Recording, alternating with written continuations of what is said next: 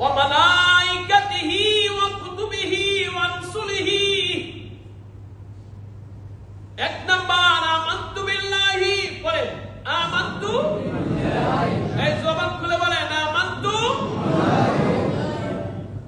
এই যে শেখা, আমি বলতেছি আপনারা বলতেছেন, এভাবে শিখতে হবে। বলেন আমানতু বিল্লাহি ওয়া মালাইকাতিহি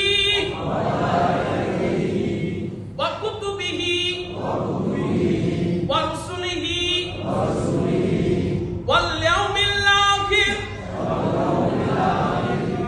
ওয়াল কদরি খায়রিহি ওয়া শাররিহি মিনাল্লাহি তাআলা।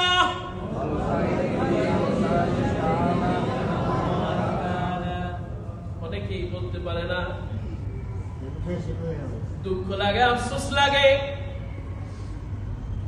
এখন যদি কোন কবিতা বলতে বলি, কবিতা বলতে পারবে, কিন্তু ঈমান ঈমান ঈমান বলতে পারে না। দোস্ত, কি শিখলেন, কি জানলেন? মৃত্যুর পরে প্রশ্ন হবে,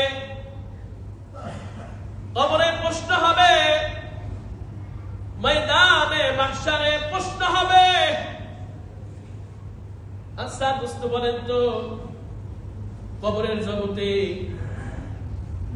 আমি যত শিক্ষা, যত ডিগ্রি অর্জন করেছি, এই ডিগ্রি সনদ সার্টিফিকেট আমার কবর জগতে কোনো কাজে লাগবে কিনা?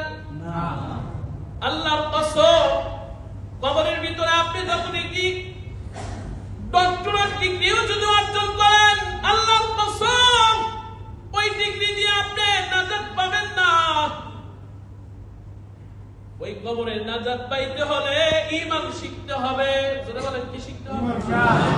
আরো জোরে বলেন কি?